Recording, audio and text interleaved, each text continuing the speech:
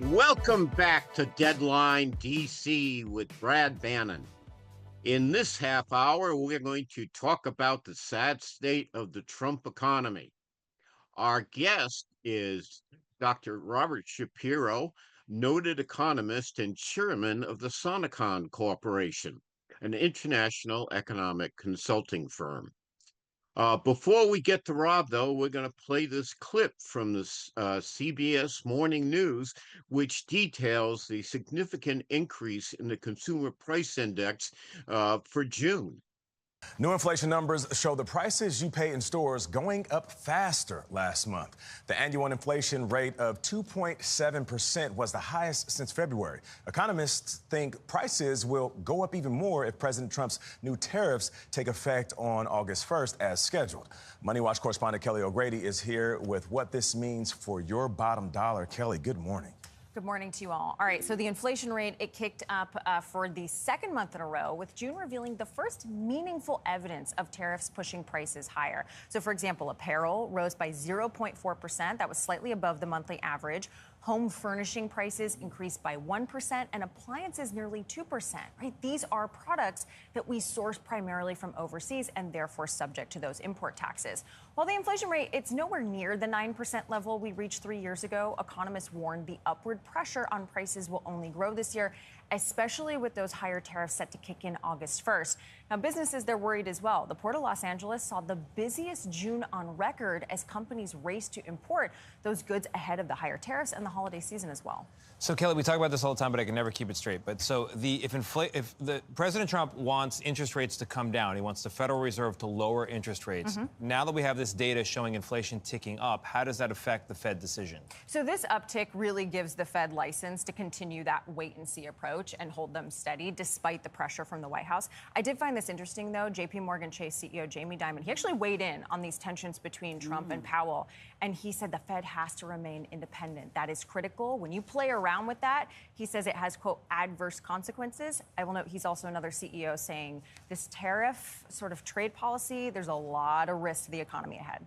And the market. Why do you think the markets are so steady when everything is so tumultuous? Because everything is August 1st, right? Let's wait and see. What are we going to hear from Powell? There's so much that is left to come. And I think the markets have just gotten really comfortable with, we're here in the back and forth. Right. Until there's something tangible, you won't see a move. And Chairman Powell's making clear he's not going anywhere, despite heavy pressure from the president. That was the latest but not greatest report on rising inflation from the CBS Morning News. Our guest in this half hour is noted economist Dr. Robert Shapiro, who is chairman of the international economic consulting firm Sonecon. Rob, thanks for joining us again here on Deadline DC. Could you explain to our audience what the Consumer Price Index measures? Sure. The Consumer Price Index, the Department of Labor constructs a kind of basket of goods and services that the average person consumes monthly. It includes food and energy. It includes housing costs, an increment of furniture and clothes, and personal services, dry cleaning and Ubers and going to restaurants. And then it measures changes in it as a proxy for the overall effect, how much rising prices are affecting the average person.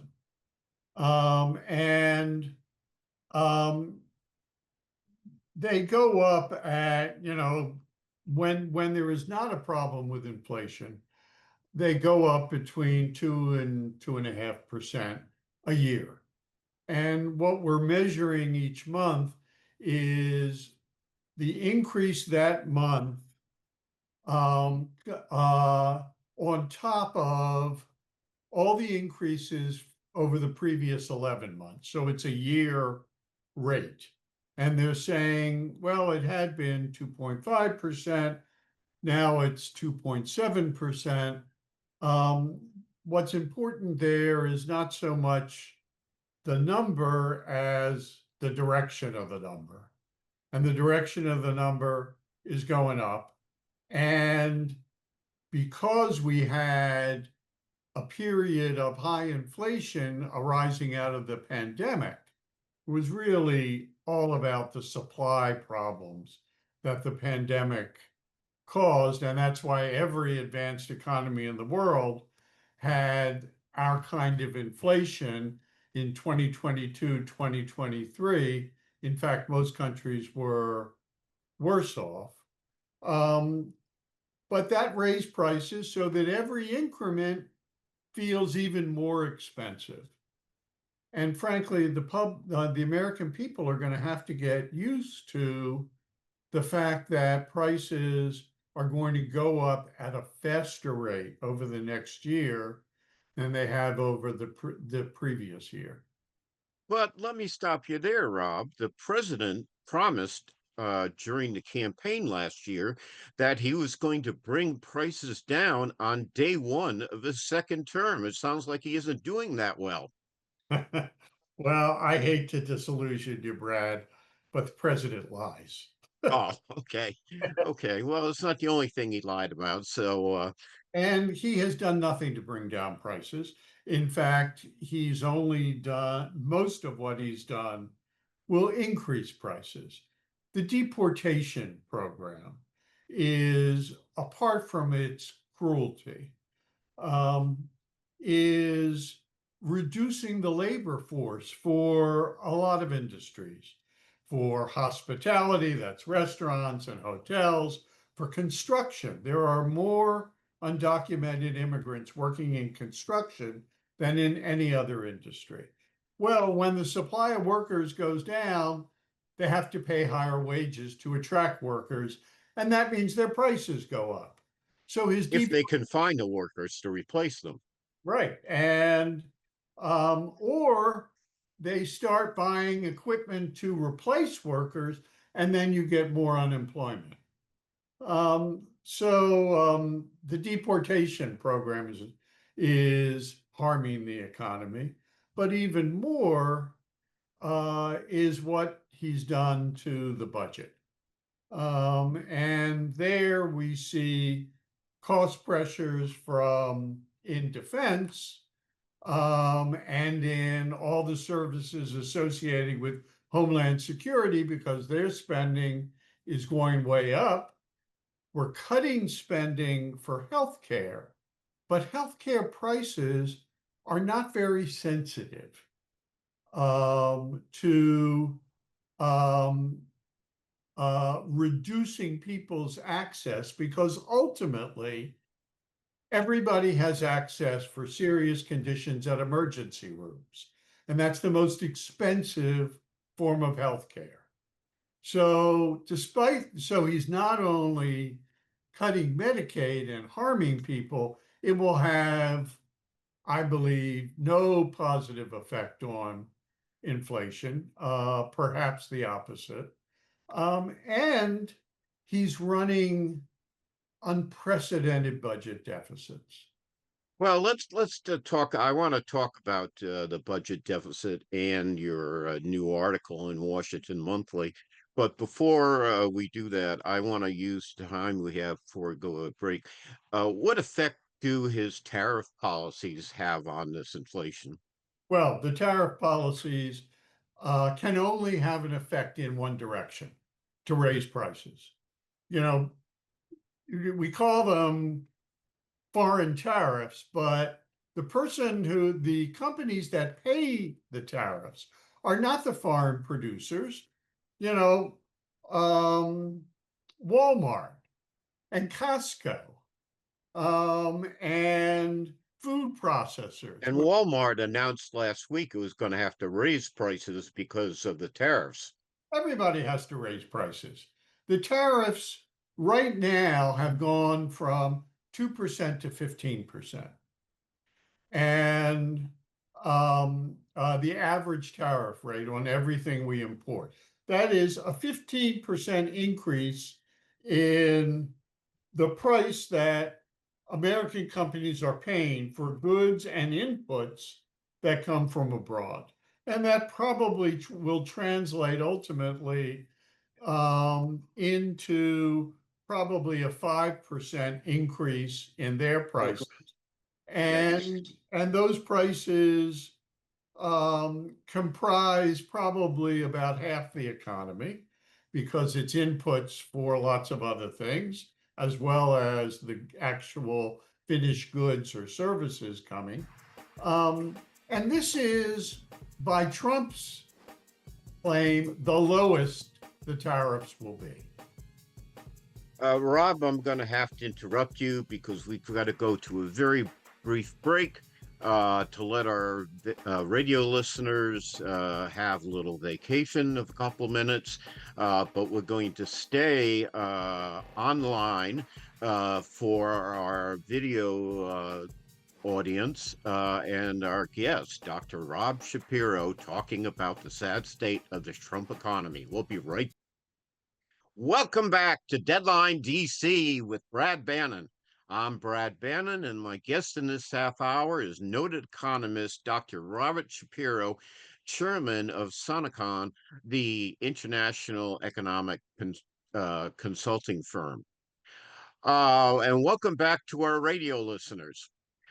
If you want to watch Deadline DC as well as listen to it, you can do that at twitter.com/Brad Bannon, at facebook.com/Deadline DC with Brad Bannon /videos, and at youtube.com/at Deadline DC.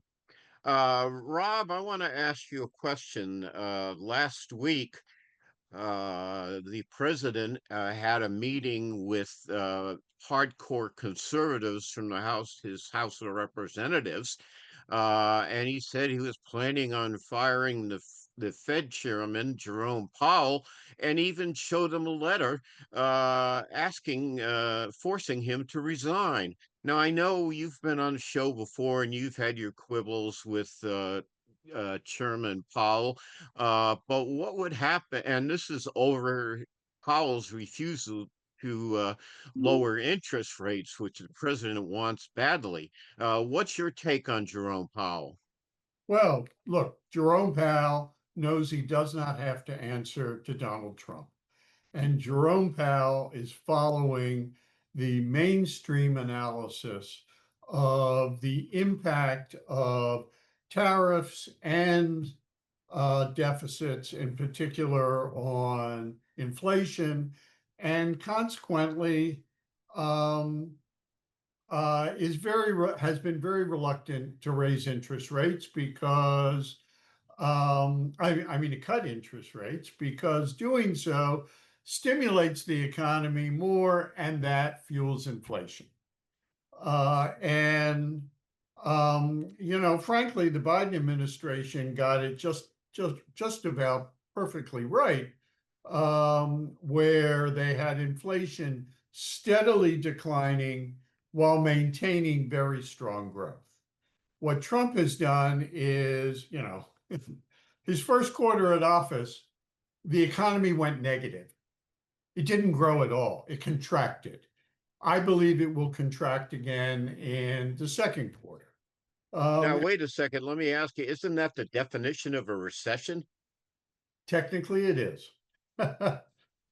Technically, it is. It may be that the second quarter will show, 0.3% growth.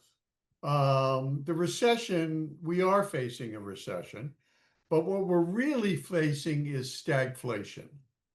That is a combination of persistent inflation and very slow growth. And that's, that was the last time we saw that was Jimmy Carter. And I remember those days. And when it happened under Jimmy Carter, the inflation wasn't a political disaster. Rob, I'm going to have to interrupt you. We need a short break here to bring back our radio listeners. Don't go anywhere. We still have even more of Deadline DC with Brad Bannon and Dr. Robert Shapiro, if you can believe it.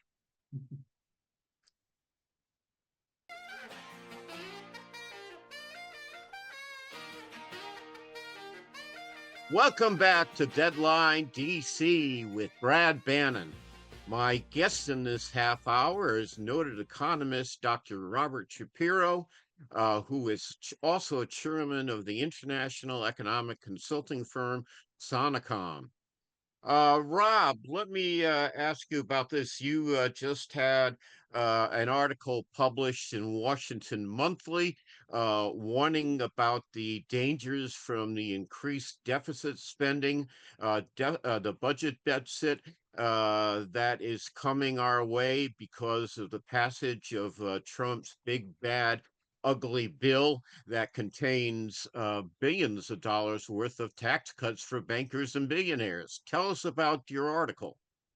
Well, deficit hawks have been crying wolf for a long time.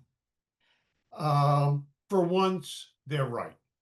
And the reason is the dimensions of Trump's deficits.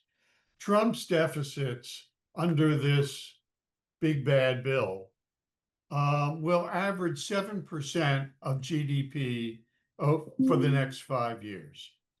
Well, you finance deficits and you finance business investment, mortgages, auto loans, everything that people borrow for. You finance it from savings. And the US private savings over the next 5 years will average 7.7%. Now, that's all personal savings, and that's all business savings from retained earnings. Well, you put 7% and against 7.7%, and that tells you interest rates are going to rise, regardless of what the Fed does. The Fed only controls very short-term interest rates. They don't control mortgage rates. They don't control the rates for 10-year bonds. They don't control auto loan rates. Those are set by the market. And what the market sees is a shortage of funds to lend to people because the deficit is sucking up all the savings. That makes us totally dependent on foreign savings. That is investments in the United States in corporate paper, in treasury securities, in stocks from abroad. And that is from the same countries that Trump is threatening with his tariffs. Is all we have if one or two major foreign lenders to the United States on whom the US economy's stability absolutely depends absolutely. If they just decide to slow down their loans and their purchases in the United States, or worse, stop them, the economy, it will break the US economy. That's the numbers. You cannot get away from the numbers here. And there's nothing the Fed could do about it, except perhaps fuel inflation in order to reduce the real value of national debt. And that's a path you do not want to get on. It leads to economic instability. And this is now really set in stone. I don't know what we can do about it, except Pray. And if this crisis comes, or even if it's just higher inflation, perhaps Republicans can pressure Trump to do something about it. But the vast majority of these deficits, and 7%, let me make the point, 7% of GDP in the 1990s under Bill Clinton, and I was his senior economic advisor, averaged less than 2% of GDP. In the 2000s, before the financial crisis, they averaged 1.5% of GDP. Even in the years following the financial crisis and into Trump's first term, they averaged 3.6% of GDP. So we're now looking at deficits twice as large as that, and five times as large as under Bill Clinton and George Bush as a share of the economy. This is a very serious. Well, let me ask you that. Let me have you react to this. The president would argue, if he was on the show, and we haven't heard back from him on the invitation we extended him, the president would say, well, all these tax cuts for, bankers and billionaires is going to put them in a position to have a lot more money to invest in the economy, and we're going to have great economic growth. Well, there are two things. One is they're already investing in the economy. They have huge incomes and they can't consume it all. And so they save, and that saving has to go somewhere to some investments. But if I were a billionaire, which God knows I'm not, You and still may be. and I got, an extra $2 million after taxes, or extra $10 million or $50 million. And I was looking at the US economy, I would take that money and I'd invest it in Europe and Asia. And that's just what they will do. So we're talking about trickle down economics here, aren't we? Well, trickle down economics, has been discredited by the data from every time they've tried it. Does President Trump know that? President Trump doesn't care, and nobody will tell around him will tell him, because he never wants to hear bad news. And so, it doesn't matter. Look, he lives in a fantasy world. We had we had Mike Johnson say yesterday that Trump The has, Speaker of the House. Speaker of the House, a 90% approval rating. His actual Oh, approval. yeah, I saw that. It's funny, I missed that poll, and I Right? followed them pretty closely. And so they're kind of living in a fantasy world. But, but the economy doesn't care what your fantasies are.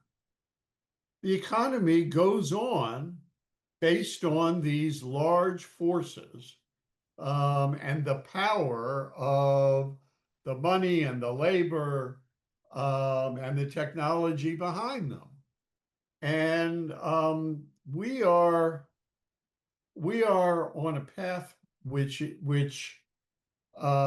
we could avoid, a total wreck, because foreign countries may say, look, we've got so many holdings in the US, we can't afford to see the US economy crash for the third time in 18 years, incidentally. We've already had two.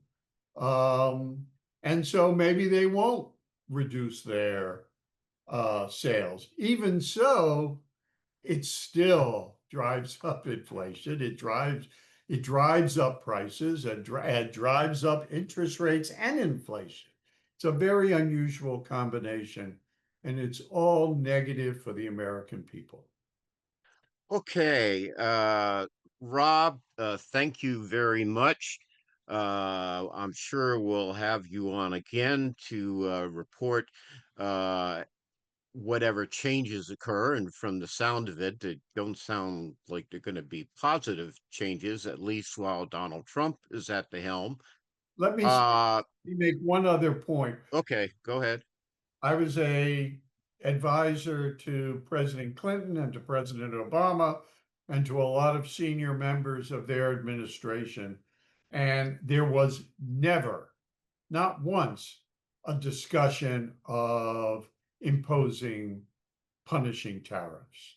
No, it was not in anybody's toolkit because it doesn't work, because it's always destructive.